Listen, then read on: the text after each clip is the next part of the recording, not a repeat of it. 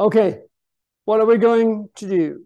I will introduce you to the Zeppelin, to the current Zeppelin company. After that, we'll have about facts and figures about the Zeppelin, and then a short view what the current missions are, and the outlook for the future for those. The fascination, when I joined Zeppelin about more than 10 years ago, I thought, okay, they want me to do this special job. So, well, let's see. And then one of the first things Zeppelin does with new employees is get them on board on a flight. And then you see that is totally different. You have the experience of aviation, a pilot, several hundred or whatever hours under your belt. And then you step on board and you're gliding through the air and you feel every thermal because the tip of the ship is in the thermal, the back is not. So you're going like this, the movement. So you're actually in a ship. You feel like in a ship when you're on a choppy lake. So the flight physics. The Zeppelin, most of its lift comes from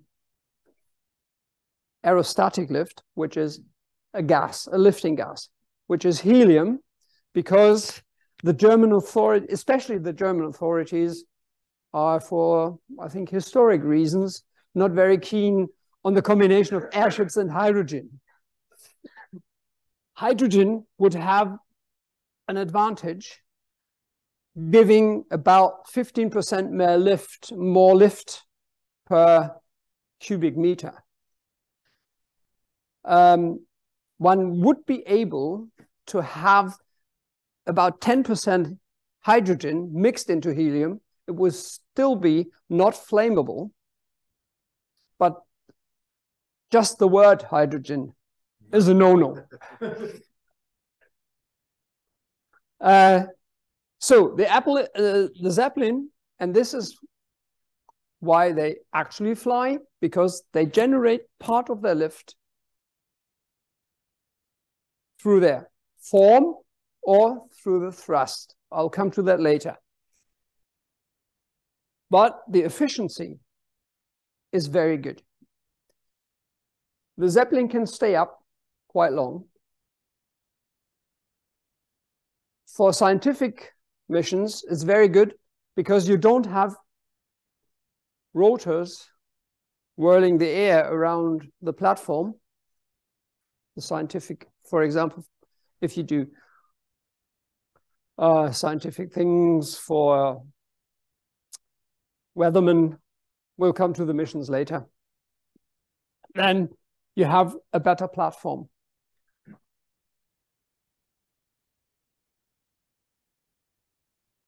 This is the ship. The ship is more or less a reinventing of the old principle. Actually, when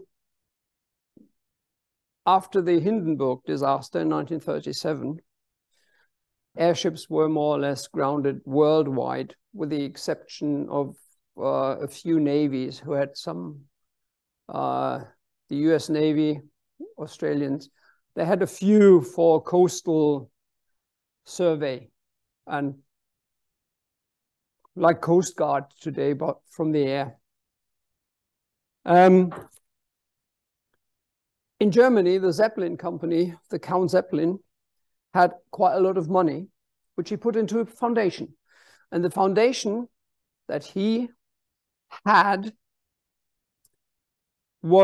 is designed to either support the development of civil airships or support the people that build them. So the town where they are built, Friedrichshafen in Germany, has quite a bit of money aside from this.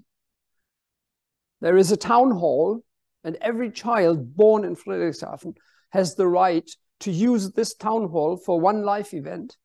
and only has to provide catering. All other stuff is free. So there are some people. We had a Turkish wedding there with 1,000 people. The town hall was just enough. So, come on. Up. Yeah. So, where are we in the aviation, in the aerostatic world? The balloons, and then we have the old non-rigid, the blimps. Some of you might still recall the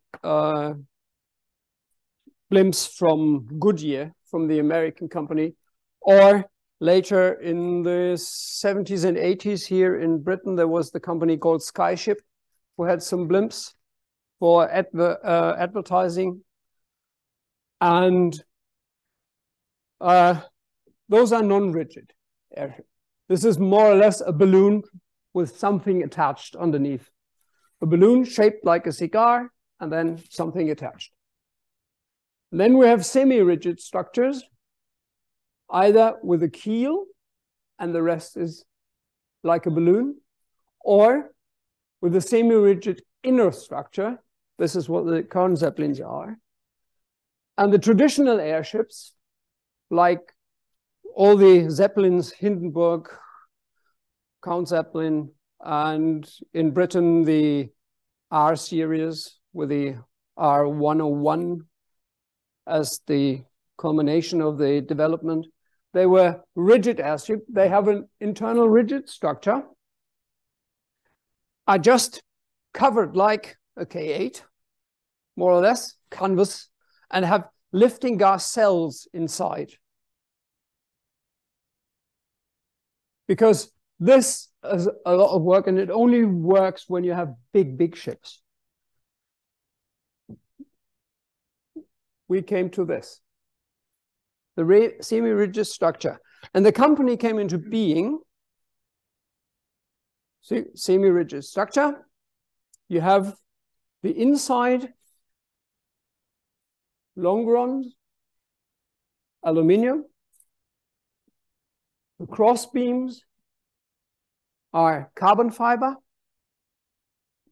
You have carbon fiber start here where the empennage is attached, because otherwise the movement of the empennage would twist the whole triangular structure. And here you have a big cross beam where on the left and the right, the engine gondolas, the propulsion gondolas are attached. And the third propulsion gondola is at the back. And this also, this cross beam contains the fuel tanks for the main propulsion here. The fuel tank for this is inside the back.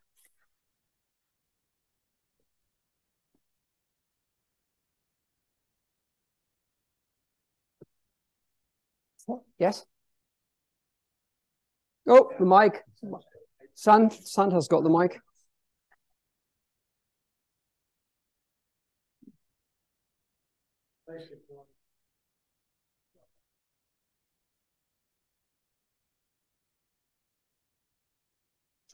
Triangle is the safest, easiest form where you get the best structure compared to weight. This whole, let's go back, the whole internal structure. This whole internal structure, the ship is 75 meters long. The whole internal structure is just less than 1 ton of weight. The envelope is just the special, with the special material that it is just below 1 ton.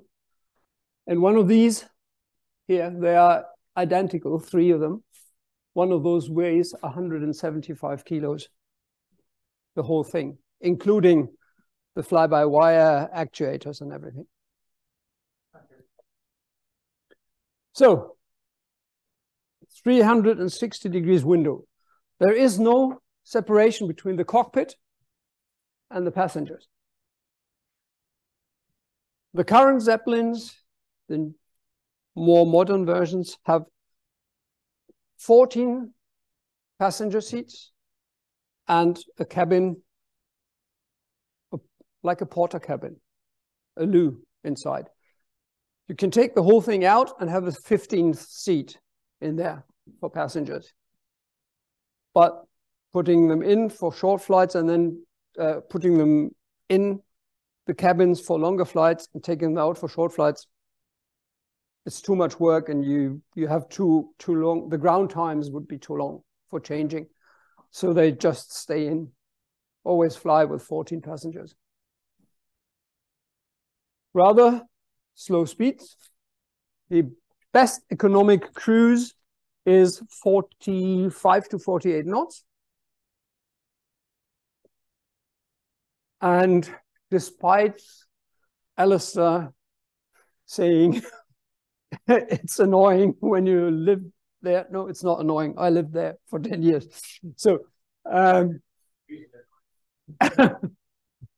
it's rather quiet and long endurance. For some transfer flights, when we had to do some things like a transfer flight to Finland from Frederikshavn to Rovaniemi, which is in the north of Finland, we can do it in one go without passengers and extra fuel cells in the passenger gondola. And then the endurance at economic cruise of, let's say, 50 knots for across, the endurance is 26 hours. But you have to have 3 pilots because they need to take shifts. And then you can't have passengers because you need 1 bed, because with these long shifts, one has to sleep. So, okay, facts, figures. It started all off in 1900 with first flight of Zeppelin's first airship. In 1908, his 4th ship crashed at Echterdingen, which is near Stuttgart, where now the Stuttgart airport is. And someone in the, there was a Zeppelin and it had crashed. So there was a gigantic crowd of people around. And somebody started and say, whoa, this man is now ruined. This is all he had. And he started more or less handing around a hat. That was the first efficient crowdfunding. By the end of that day, 7 million Reichsmark at that time were either there or written in someone's bank account so he could go on. And from that, he started his business again.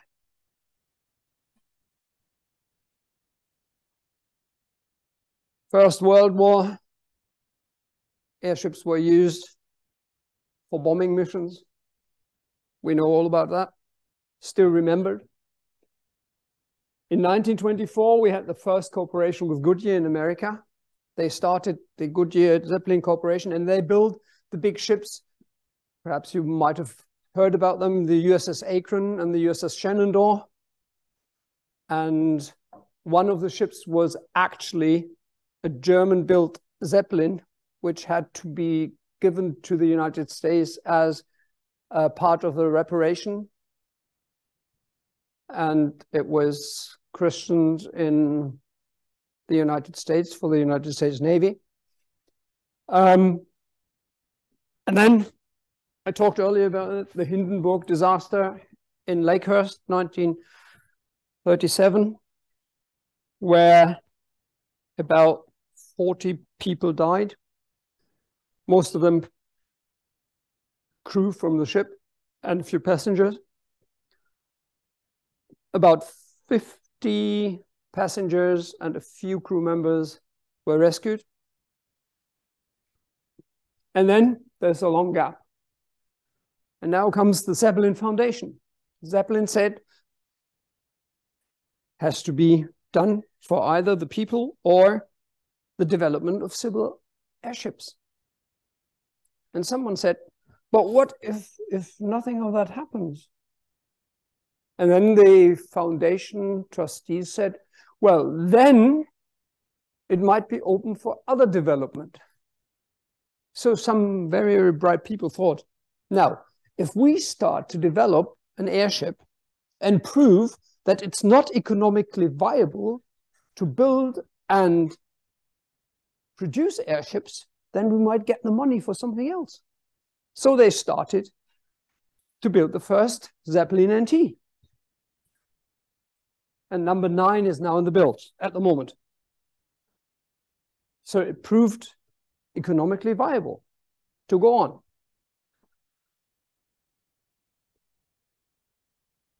Right, wrong direction. So it started off with the production organization, the design and production organization. And after the prototype flew, they said, okay, we now have to prove that it's economically viable to do really passenger operations. So they started to build up, reuse the old name, and refound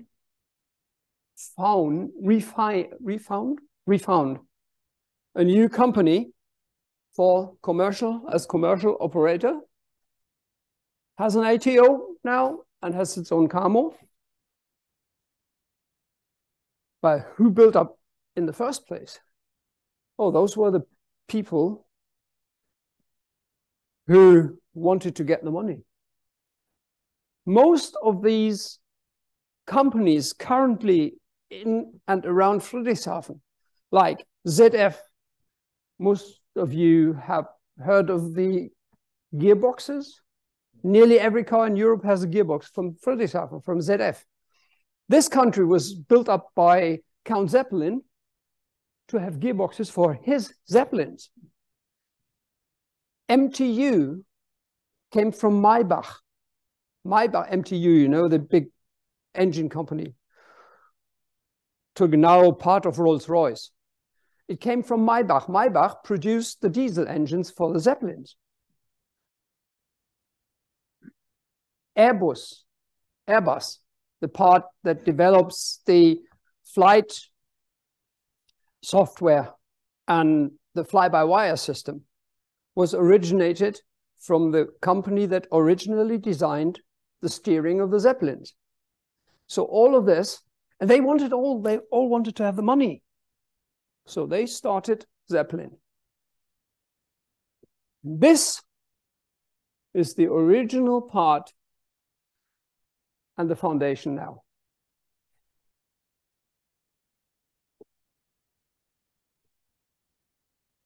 This foundation has, company is more, it's 5 people this year.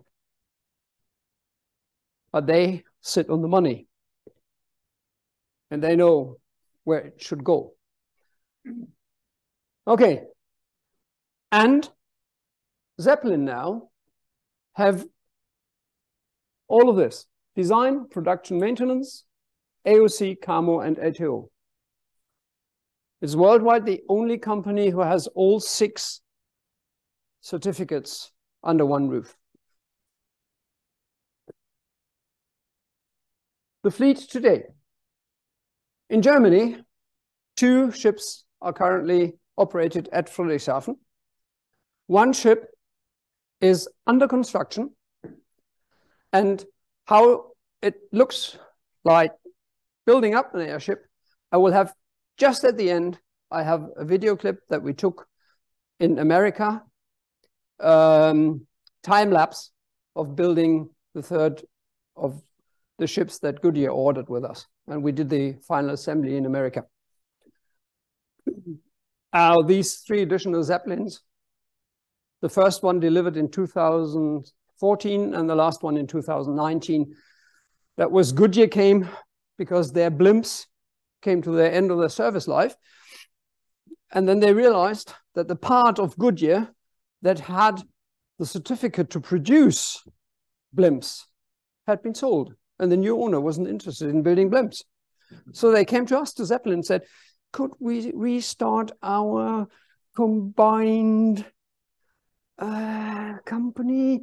Or would you be able to produce 3 Zeppelins for us? And we said, okay, yeah, we'll do that. Price, system price in the region of, let's say, between $20 and $25 million. So it was a good job for us. So, how is the Zeppelin? What's the Zeppelin up? 75 meters long. The height, 17.5, is overall height over the fin. The envelope, the hull, the diameter is 14 meters.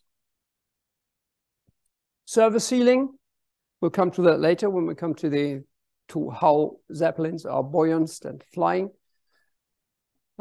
Zeppelin, it depends on the layout, how high they can fly. The endurance up to 22 hours.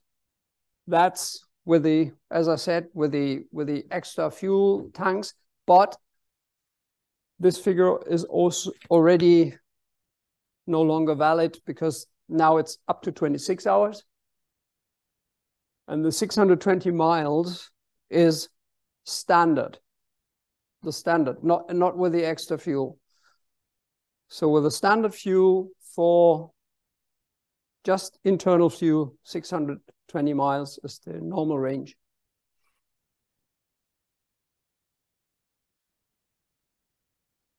Compare the size. Has anybody seen an A380 close up? You know how big that is. When you come into the Zeppelin hangar and just go in there first time and you see these 2 ships currently in there, wow. So how's it built up? We have the internal structure. We saw that on one of the first slides. The internal, what's yellow in here, is the helium area, and the blue one is air. These are called ballonets, and you see these different lines. There are different layouts for ballonets where have you more or less air inside the hull. Because when you lift it from the ground, you know, what does a gas do? A gas expands. You don't want to lose helium because helium is very expensive. And you lose helium. To contain helium, you need stainless steel pressure tanks. And if you don't have it, and you don't want to have, well, it would not fly. Stainless steel tank of that size wouldn't fly. So you need an envelope. But the envelope, it's the best material that you can have. It's produced by the same company, and it's roughly the same as the space suits of the NASA astronauts.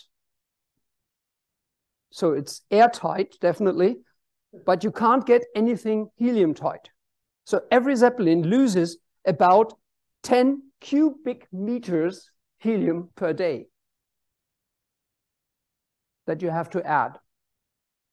So you don't want to lose it just by expanding. So when the helium expands, there are openings, valves here, and the air goes out of the ballonets. At some point, there's no air left, and then you reach the pressure altitude, and that's the height, the maximum that a Zeppelin can go. If you want to go higher, you have to vent helium, and you don't want to do that because it's very expensive. If you vented helium, at altitude, and then you came down, then at some point the ballonets would be full, and then the whole thing would start to, well, it's like a partly deflated balloon then. So provide control problems when you got low. Yes, it will. We did have one thing. We had 3 winters ago. We had special operations with Red Bull, and we did abseiling of 3 skiers on the top of a mountain in Austria. That was the absolute limit that we could go. But when it came back, it took the ship about half an hour to get the last few meters down with the props up and pressing the ship down. So, yes.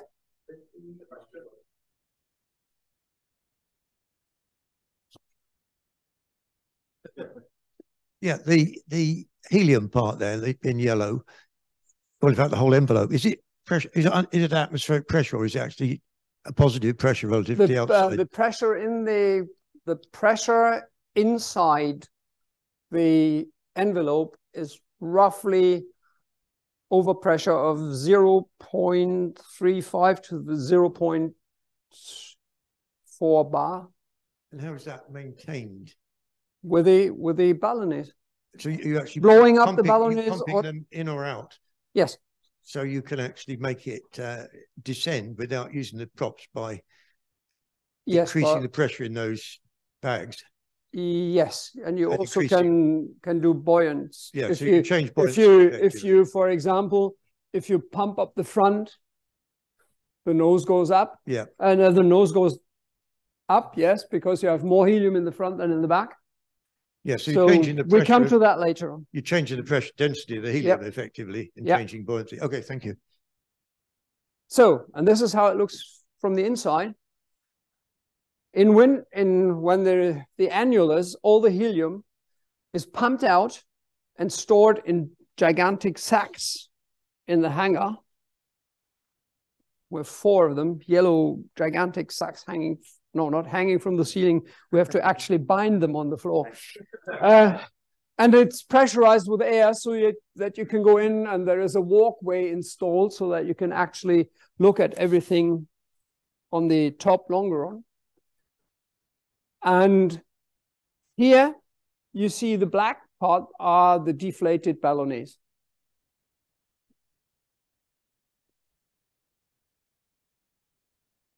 8,500 cubic meters, roughly, the whole envelope.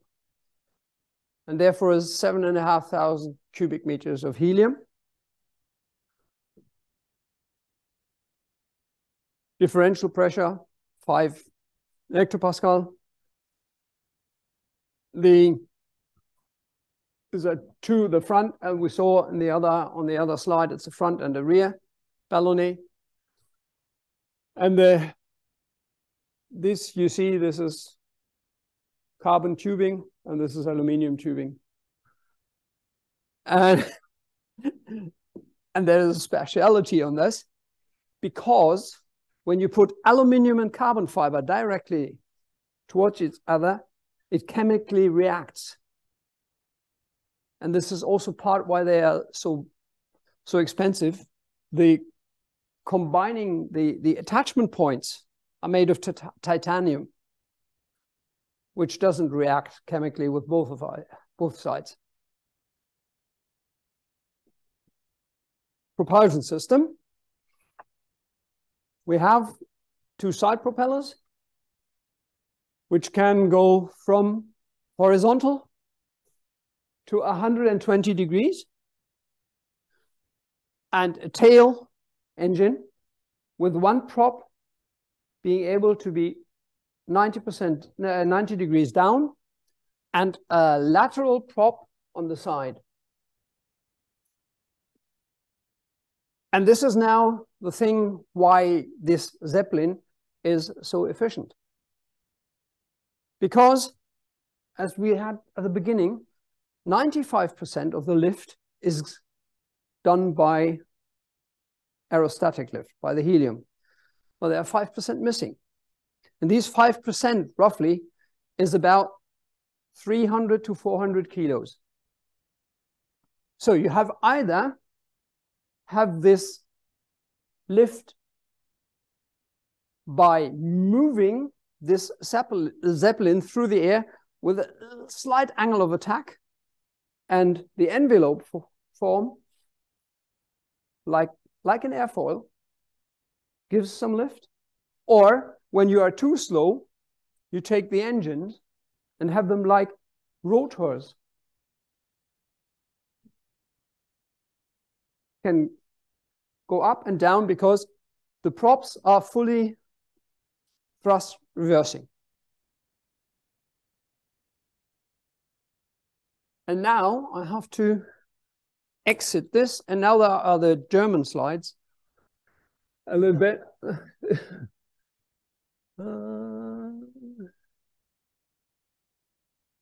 Just this one off. Where's the other one? There we are.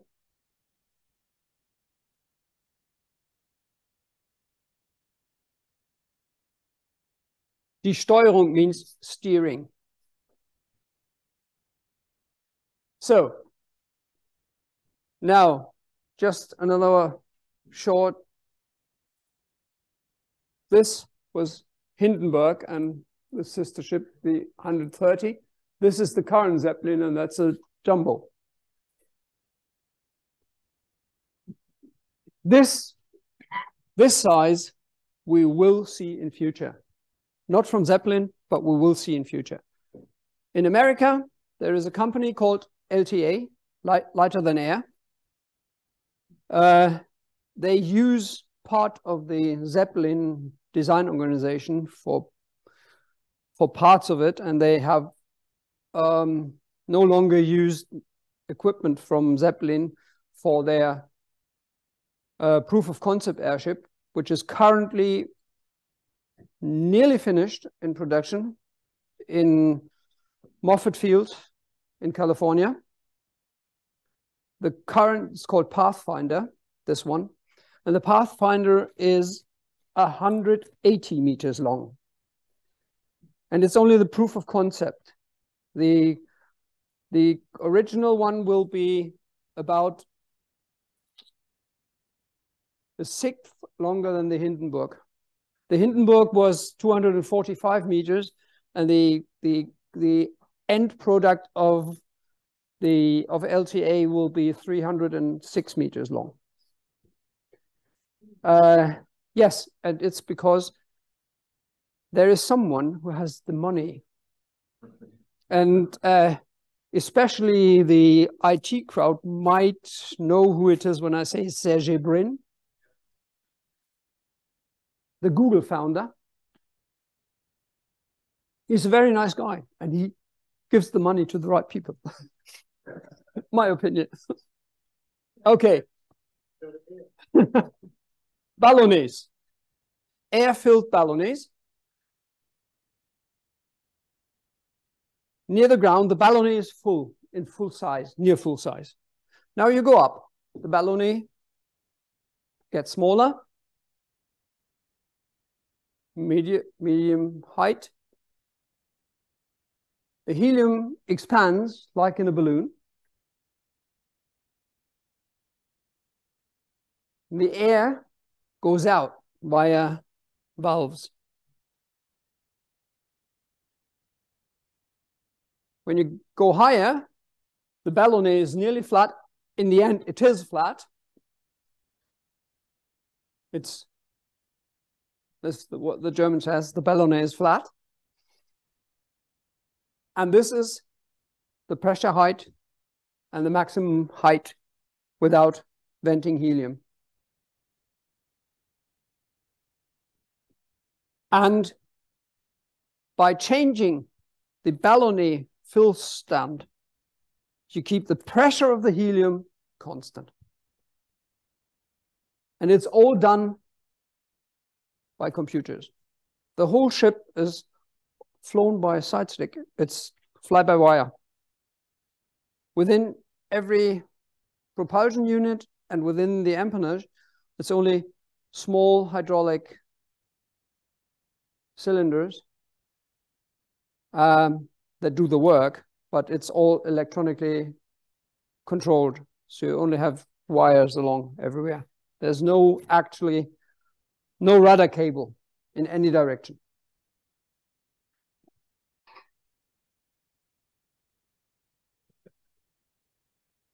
So weight and lift.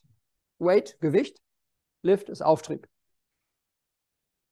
Weight, lift. You see, I don't know whether one can read this.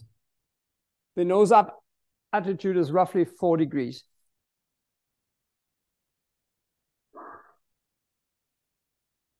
And by moving this forward, you have the angle of attack, 4 degrees. And this is how you get lift in cruise flight. The propulsion is the rear engine as a pusher and the side engines to pull.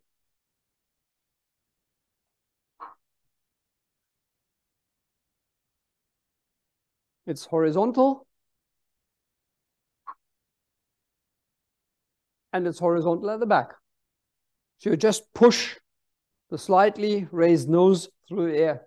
So you produce the lift.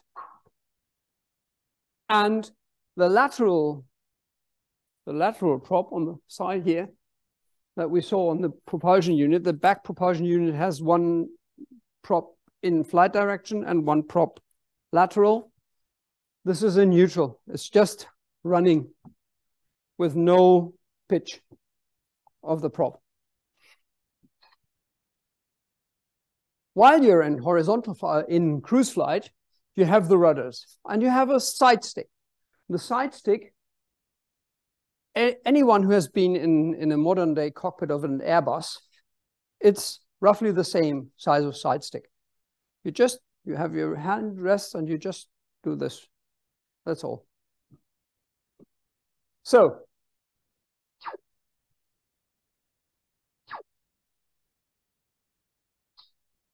side stick to the right, and the top rudder goes to the right. And these two act more or less like ailerons. So the Zeppelin does actually curve with a little bit of bank, but these rudders are not big enough to have really a steep bank because the gondola tries to keep it vertical. So it's the maximum bank that you can achieve with the Zeppelin is about 8 degrees. But if you do that, it's better you don't have any passengers because they feel they will get sick. So, let's go back, and the Zeppelin turns.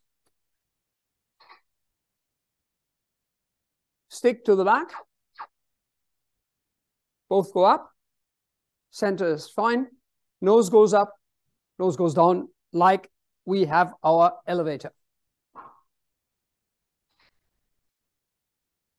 While taking off, you have in the cockpit there are levers in the center where you can do the controls to cruise flight or takeoff and landing. And when takeoff and landing, you still have all the rudders, but because you don't have any movement forward, they don't work. So what do? We can take our front propulsion unit and the back propulsion unit. The back propulsion unit goes down to 90. And now you can imagine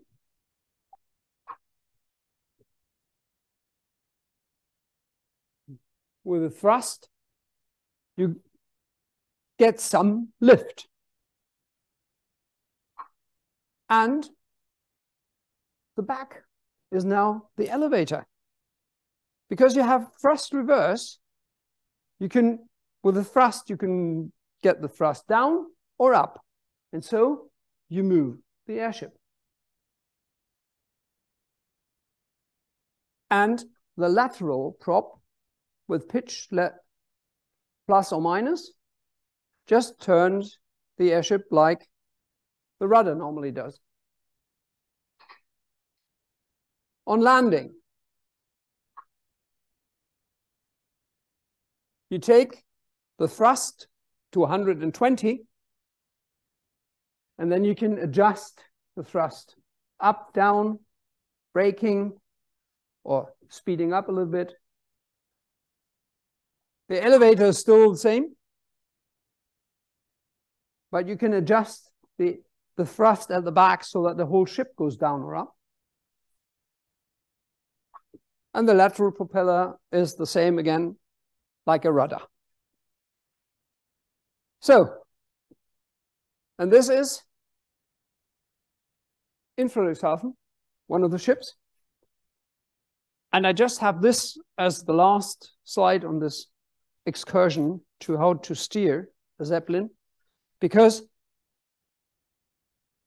up to 5 knots of wind, the Zeppelin is able, with this steering system, to turn 360 fixed on a point. It will not be blown away. And that makes us so good for handling. Okay? Let's go back to the other presentation. Where am I now? Okay.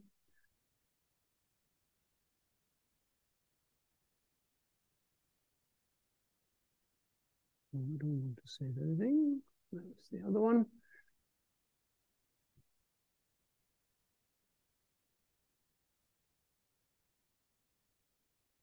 So here we were. See the positions again? So this is the cockpit. And you see it's a full glass cockpit. Up there, down here, you see these are these are the 2 swivels.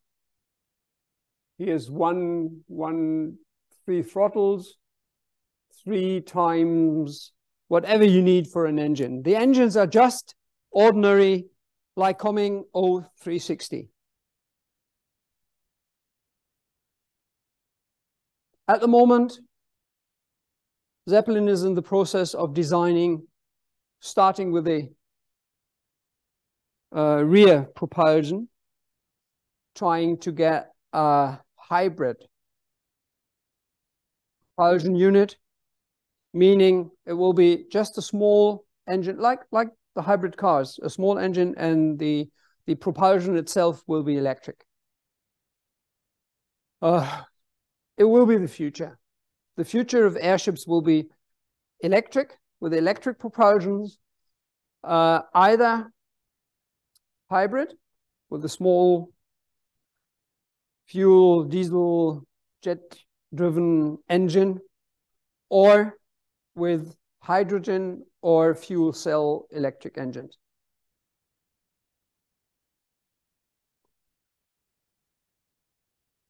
The IFR certification in development, when I took this from an earlier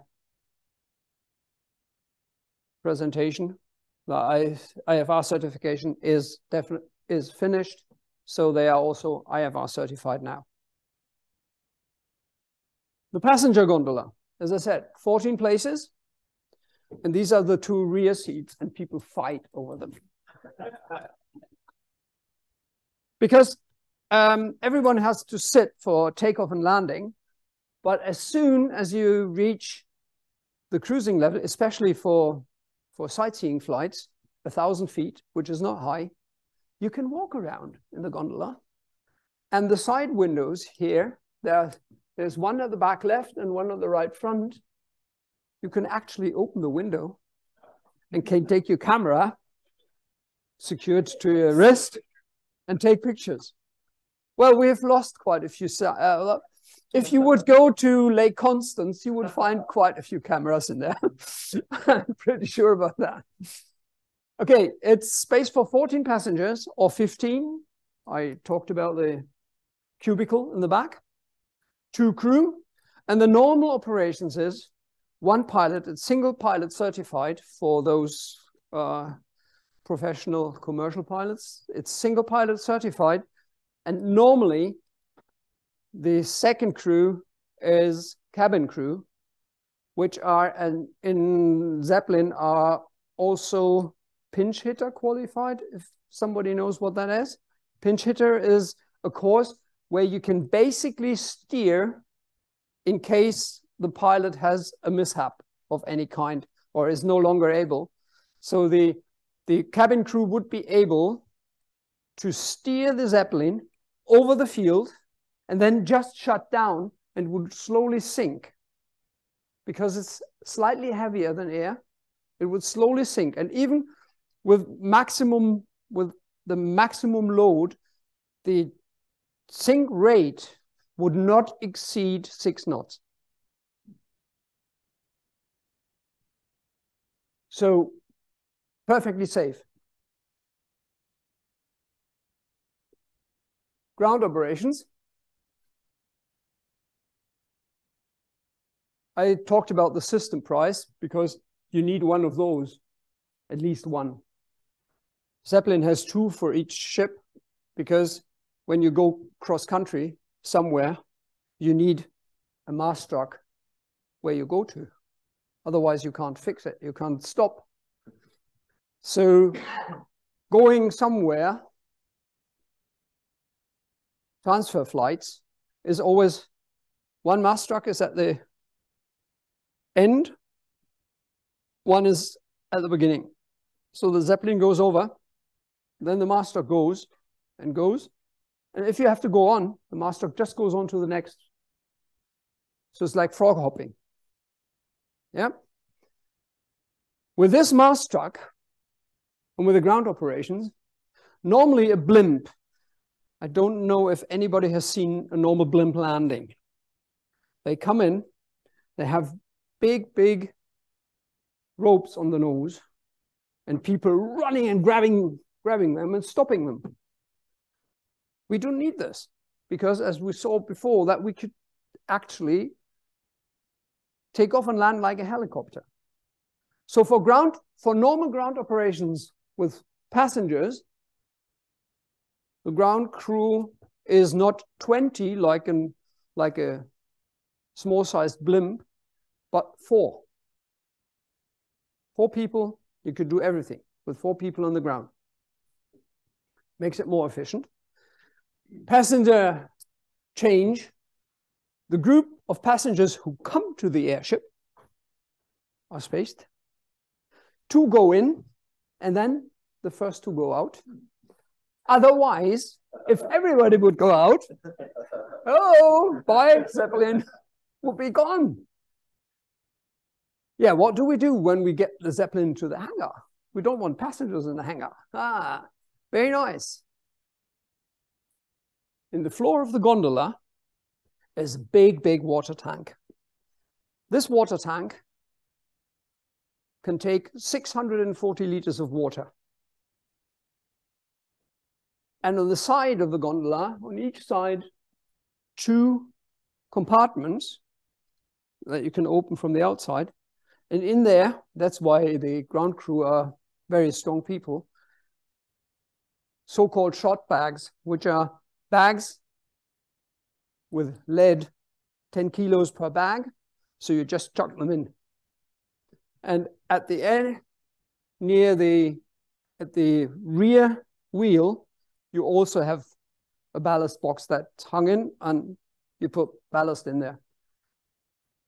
And we're first flight of the day, the passengers come in, then while the passengers join, the ground crew takes out the shot bags, and at the end, the pilot knows exactly how much water he needs to retain for the load of passengers that he has. So he says to the ground crew, I will let off water ballast. And on the side is it's just a tube outside, marked with how much water is in it. And the ground crew is standing there, and the pilot says, I will release water down to 120 kilos. So he goes up, and big valve, and the water comes out in the middle. And then he says, stop, no, stop. And then he has the rest, 120 liters. And he might need it during the day with the heat of the day to balance new passengers and everything. And if there is a flight with full passengers and the next flight there is a child, is not a full passenger load, the pilot just asked the ground crew to put in some of the shot bags to make up for the weight. So that's how they are balanced.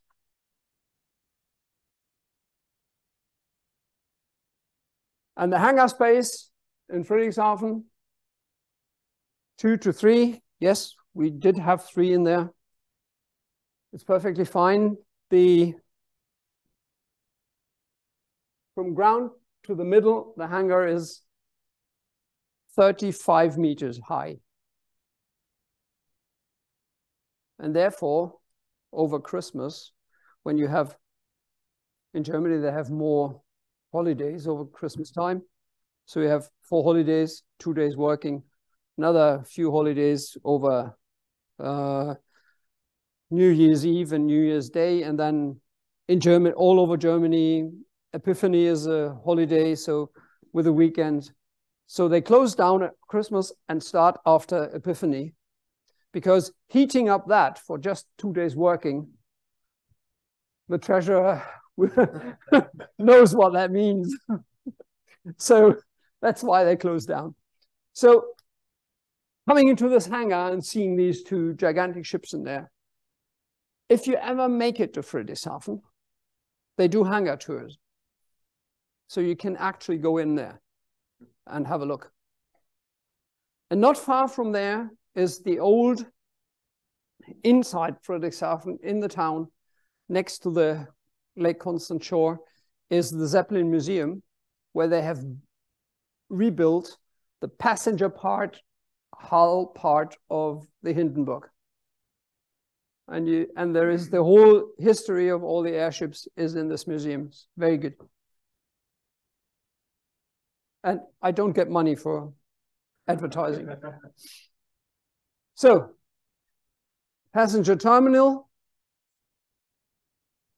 The passengers have to go and board like everyone else.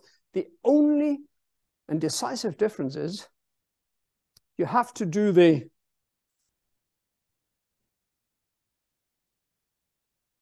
safety briefing before you start to board, because the boarding with 2 passengers in and 2 passengers out is already part of the safety briefing.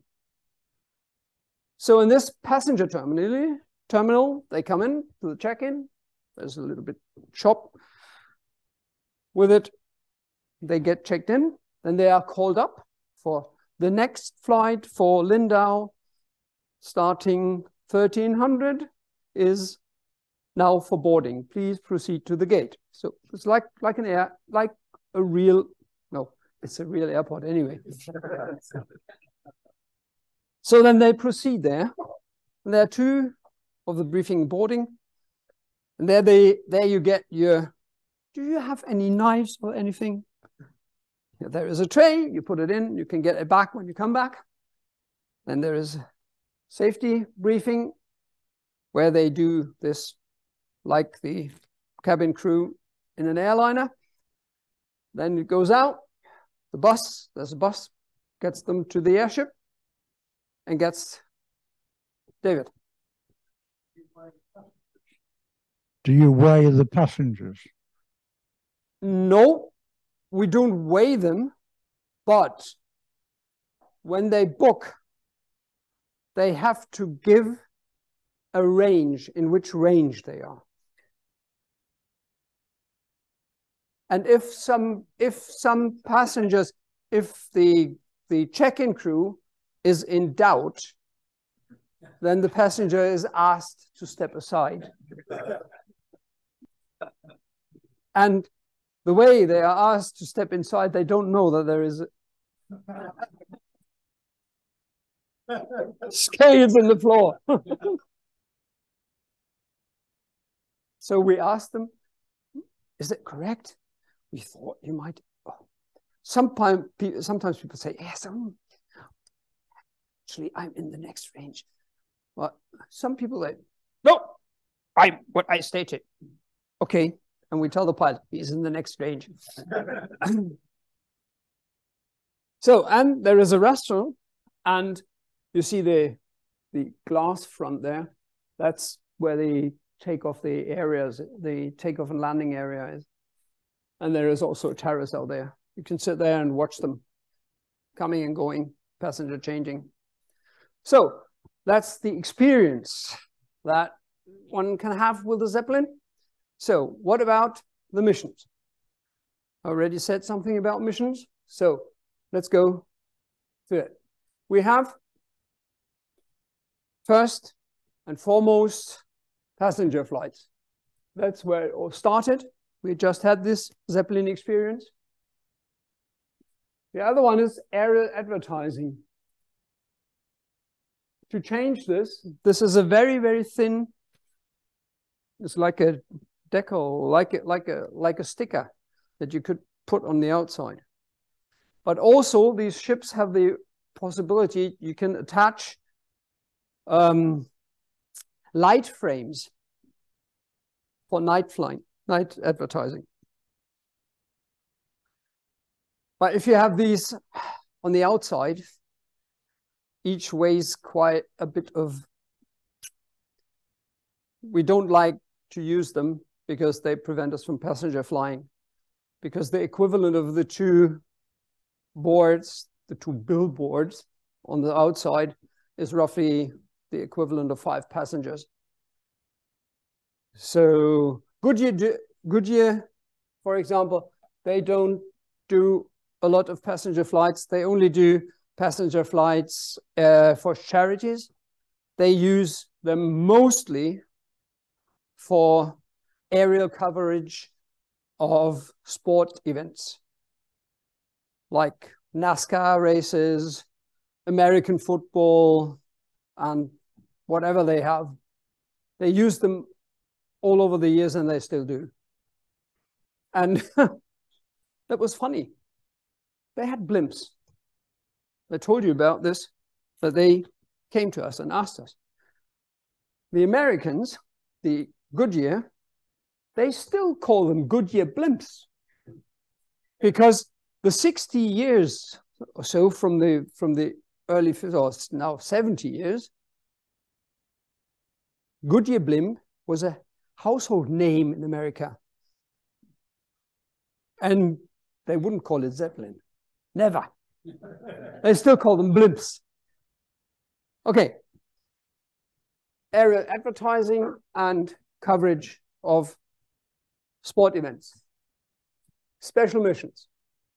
You see, this one is full of measuring equipment. This one has antennas. And this one this way you can't see directly, but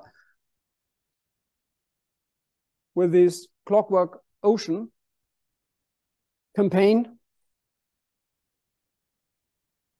scientists thought that in the Baltic Sea there were currents, circular currents, which they were not able to pinpoint.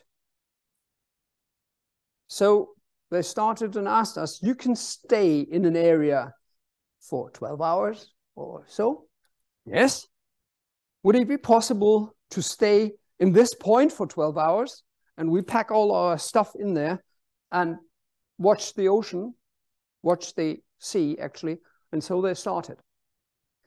Another one was aerial.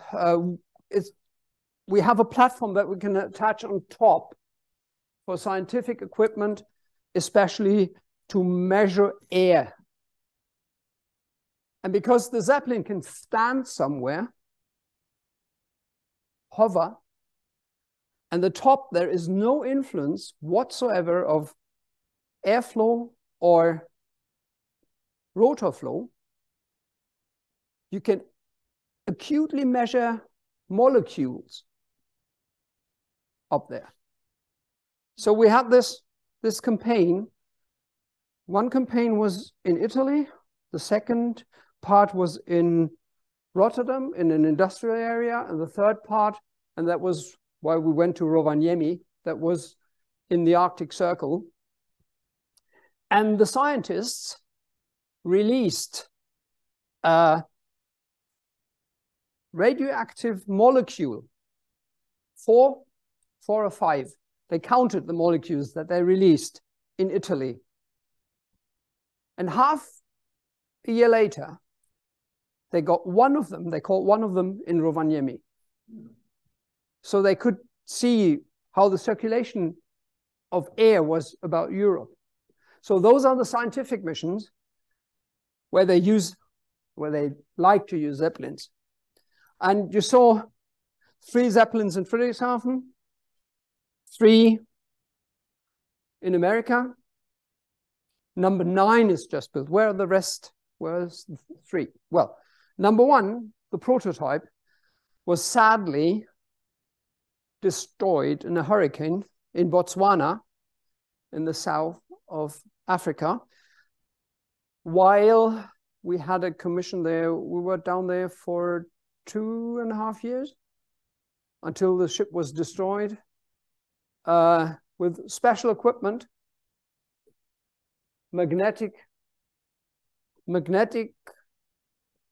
Earth magnetic measuring from very low.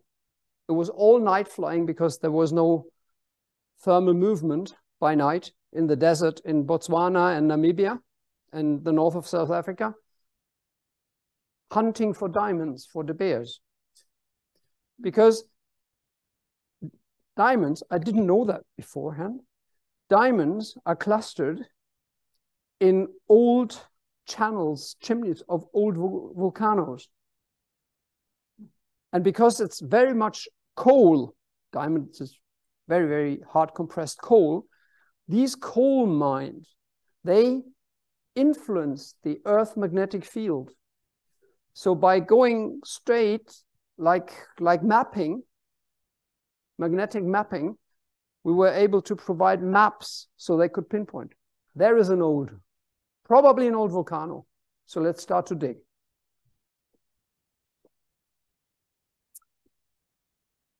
And the mapping was so good that when we said, okay, this has now destroyed the ship, and they said, doesn't matter. Of all the mapping, you've done 98%, so fine. Okay, the insurance paid a bit, De Beers paid something. They paid 100%. We did only 98 until the ship was destroyed, but they paid the whole full price, so fine with that. So that's number 7. And there are 2 ships missing. 2 of the ships now flying in Friedrichshafen are rebuilds. There was the number 5 and the number 6. No, number 5, number 4 and number 5. They were rebuilt because at the beginning there was no glass cockpit. The gondolas were smaller, only had 12 passengers. And then we wanted to upgrade. And the best thing was take ships that are no longer in service and rebuild them. So that was one of them. And the number 3, has already reached its end of life, which is either 25,000 hours or a hull life of 10 years, envelope. But number 3 was used by us every year. After the 10 years were done, we went on using it with a special permit, testing the envelope again, and came up to 16 years of service. By then, the envelope was no longer usable. So now the new ones don't have 25,000 hours and 10 years. The new ones have 25,000 hours and 15 years for the envelope. Because we proved that the envelope is better than we thought. So now we have it. 1, 2. Number 2 was dismantled and stored for a while and then rebuilt. Number 3 has done its life. Number 4 was dismantled in America, came back to us. Oh, that's another story. We already had one before Goodyear. We had one ship in America with an enterprise called Airship Ventures. And it was like a millionaire's toys. It was not Serge Brin, it was someone else. And then he pulled out his money, and the people were so dependent on him that they hadn't built up any company structure. So we heard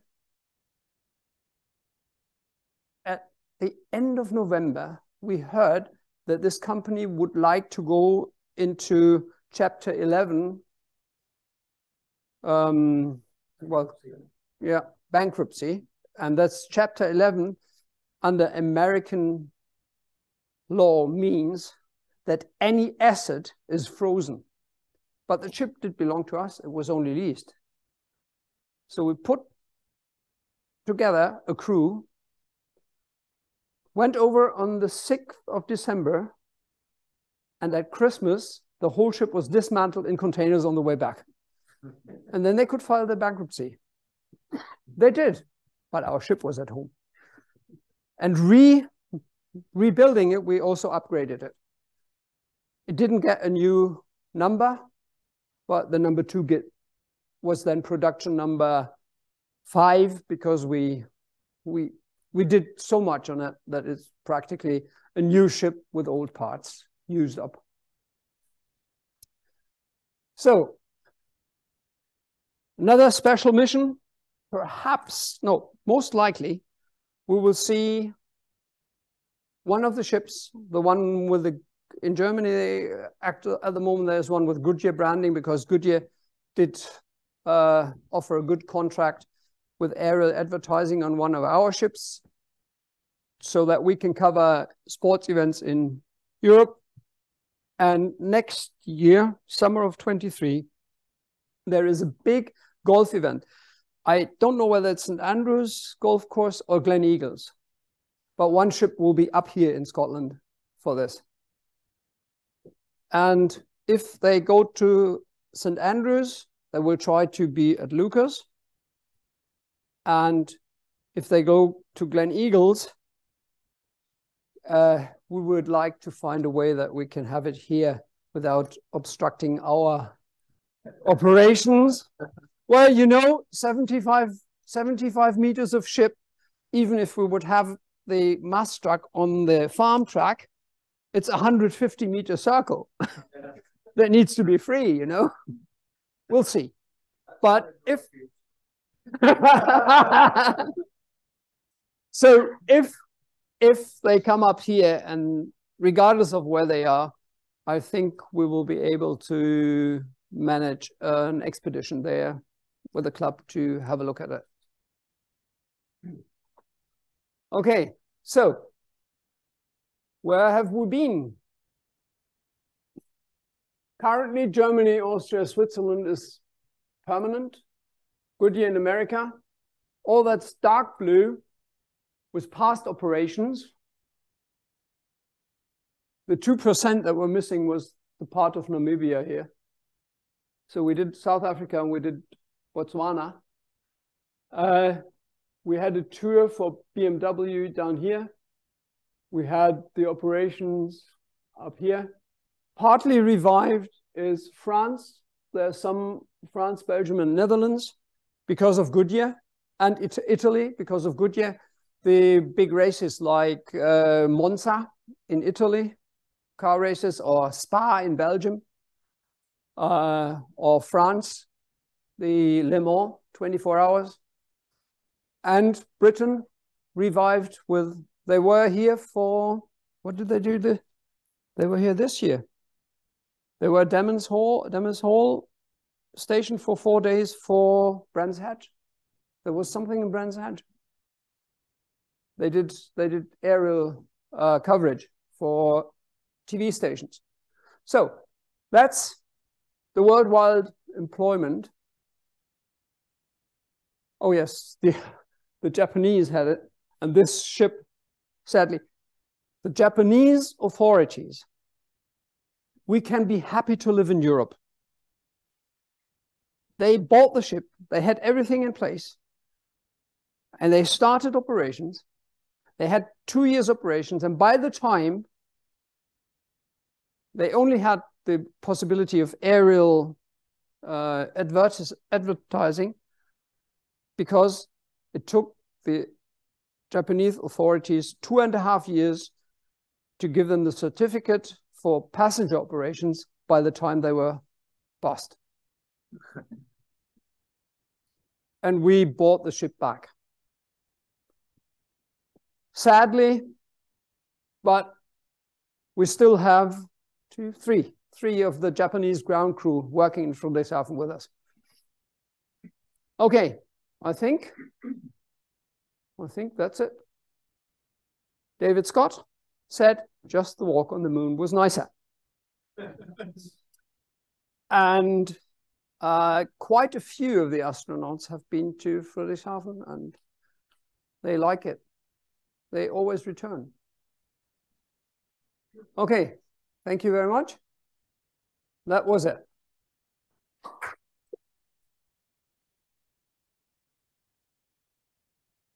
So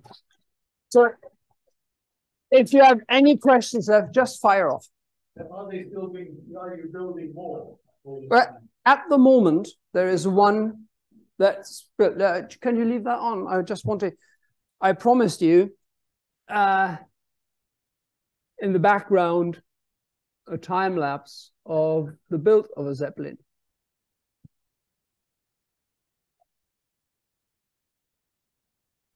That's where we built them for the final assembly in the Akron hangar. Frame by frame. Oh! Turn off all ads, yes.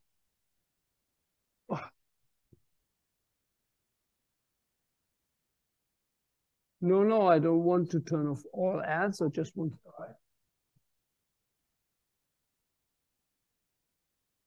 See, this is the walkway that's built in so that you can inspect and work on the upper long run, and it's taken out before the helium comes back in. And it's like the envelope is like putting a sock over the whole thing.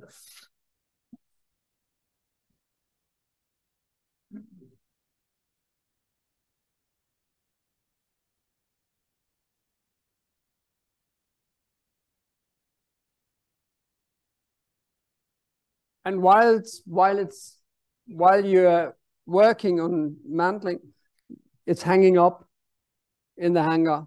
There are rails with hooks and straps. Being painted there. Yes, because they just paint it because they don't do much passenger flying, so it doesn't matter for them that the envelope is a little bit heavier than ours. Yes, it does in sunshine. So. The Americans have more difficulties in hot climate like Florida. The one in Florida hardly does passenger flights because they are always at the edge with their weight. At what point do you put the helium? Presumably when it's been assembled like that, it's inflated. We inflate it with it's inflated with air, so that you can work inside. And the helium is the last thing you could put in before you do first flight or test flight after inspection. Okay. Yeah. What's the maximum wind speeds it can operate in? Maximum wind speed. The maximum speed that you can operate is up to the maximum hull speed, which is 78 knots. But after that, you have to go off mast if it's on the ground to be in the air.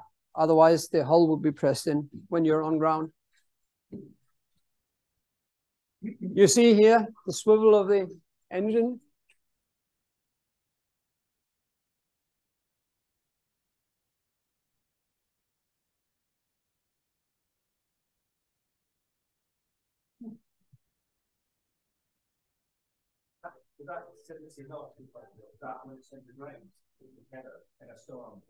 Yeah.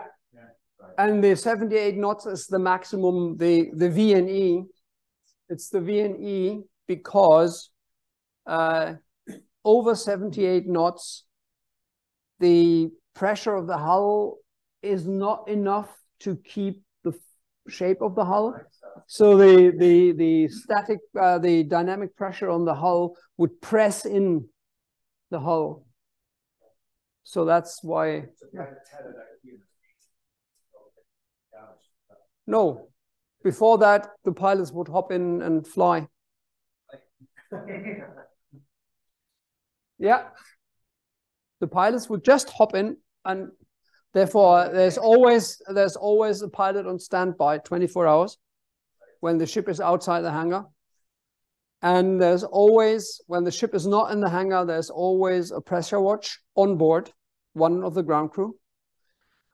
And they are able and allowed to fly the ship on the mast up to 35 knots. When the wind speed gets higher, a pilot has to come in.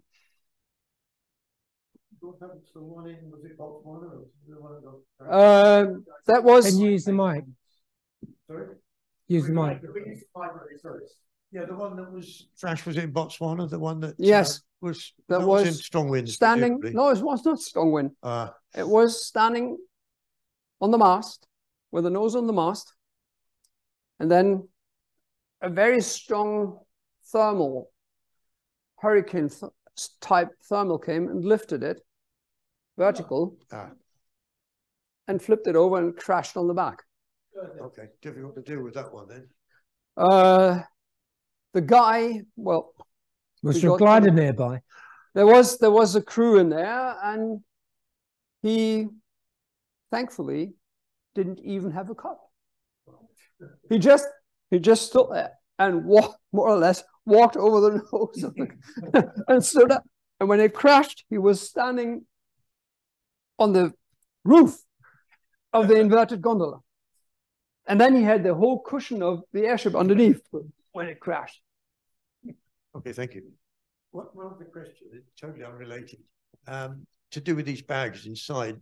Presumably, I'm sure you would have considered the possibility of pressurized containers so you can actually pump the helium and compress it into a, doesn't have to be solid, into a bag to take the pressure.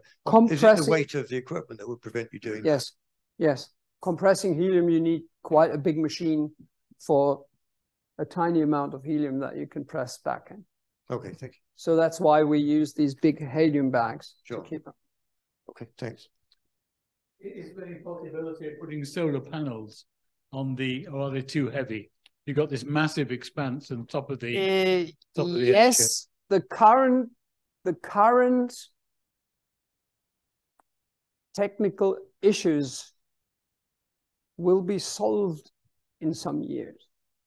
They are still too heavy, but now some companies are coming to mold solar panels into very thin layers, and they are very light. And yes, the Americans, LTA, they are already experimenting on their proof of concept ship with part on the top, just to see how it works.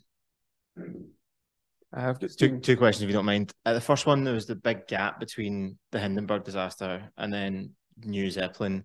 Where did the sort of design and engineering expertise come from? Was it from the traditional, like other parts of the aviation industry to restart the industry effectively? Yes, but there were other companies in between time that had smaller airships, small blimps. And then there were some companies who had, I don't know whether you ever heard of Cargo Lifter. Yeah. Cargo Lifter, they had engineers. They started to develop, and some of the engineers are now with the Zeppelin. But Cargo Lifter, they built a gigantic hangar. They had brilliant engineering, but the marketing people were too fast. Okay. They sold things that the engineers hadn't even designed, you know, and that was the death of Cargo Lifter. And now this gigantic hangar near Berlin is Tropical Island. It's a public leisure park. Cool. And you can do indoor skydiving there. Really, they do base jumping from the top of this hangar. Given how efficient they are, and the fact that you said there's more to be done in terms of electrifying the engines, does Zeppelin see a market in the future for more sort of short-haul passenger commercial operations, like airlines buying Zeppelins for flights? Yes, in the right environmental environments, yes. Very hot countries is difficult because of the pressure issues with temperature. In very cold countries, it's difficult. One of the biggest issues in winter operations is snow on top. Every place where we were with the Zeppelins and we were close to winter or in winter, we had a contract with the local airport fire brigade. In case of snow, they would come and just spray it off with, well, not spray it, wash it off with high pressure water. Because at some point, the snow, you can see this big area on top of the ship. Yeah, it would just crush it. Okay. So, any more? Yeah, David. First impression when you look at an aircraft like that, it's enormous, but it's only got 14 passengers. So I just wondered about the finances and the economics of only flying passengers. I know you do other businesses you've mentioned in your talk. Well, for passengers, do you make money out of flying passengers? Yes. Well, how much? The operation. I don't give you the number. Just a rough number. The current numbers of passengers per year is between 20 and 24,000 a year in Friedrichshafen between March and November, during the summer month. And it's not cheap, passenger flight.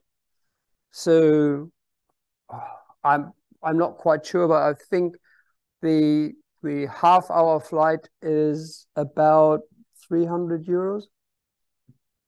350 euros. I'm not quite on the actual. No, but it's also the aerial advertising. If you have long-time contracts, at the moment, one contract is with ZF and one contract is with Goodyear, you don't have to change the advertising so often. That gives you more time. And roughly, advertising for a year is roughly 500,000. One last question from me, not from me, but from my grandson. Is there a toilet on board?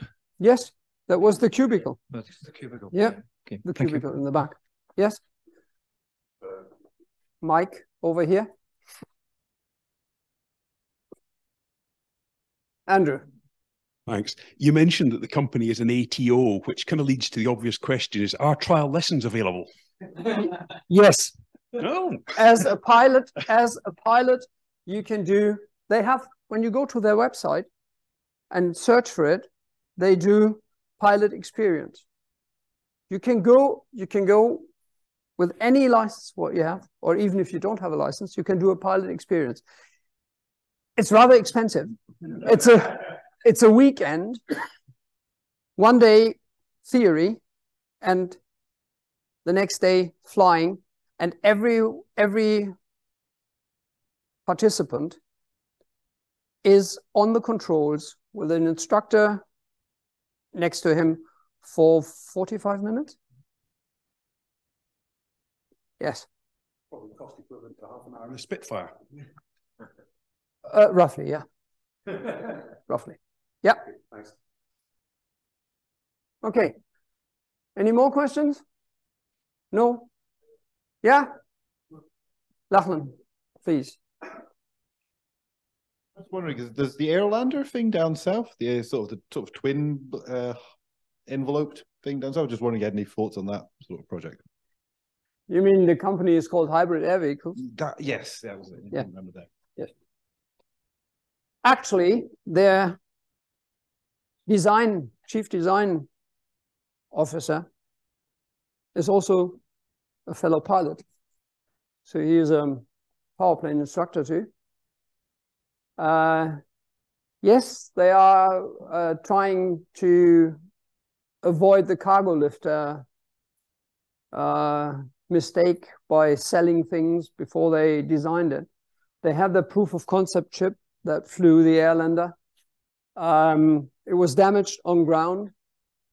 It's not quite, well, they haven't really told us why it crashed, but okay. Everybody has, with development of new things, has to pay a price at some point. That's normal. Yes, and they are very much interested, and there is no secret in hybrid air vehicles. Goodyear, Zeppelin, a French company called Flying Whales, together having, and lighter than air, having a working group, airship manufacturing working group, who develop the regulation frame for airships for the different countries. Goodyear is for the American, the connection to the FAA. The Airship Manufacturing Group Europe with EASA, and hybrid air vehicles is in connection with the CAA, but also connected to the European group because they want to sell ships into EU area, into EASA country. So yes, so we know each other, yeah, and that's part of my current still. Well, I'm officially retired, but I'm still the Zeppelin representative in that group to develop the regulations for the airships, together with the head of training, head of operations of Zeppelin. So we have it's just in the process in Brussels.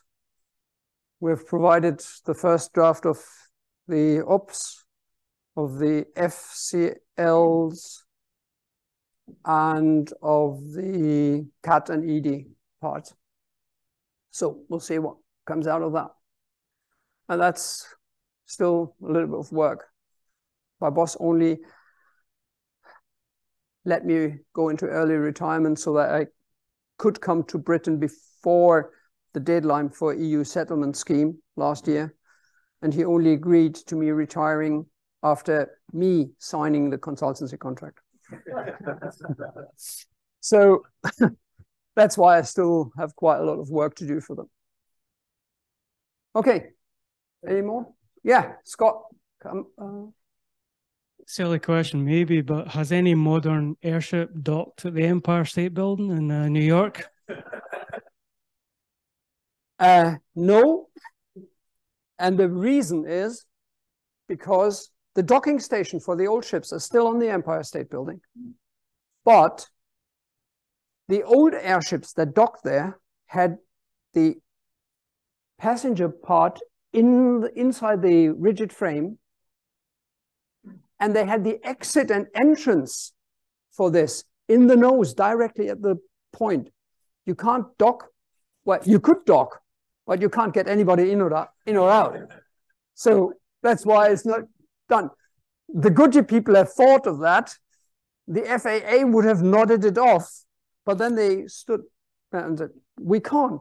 Yes, we can do it just for fun, for once, and then off, just a publicity stunt, but it doesn't make any sense.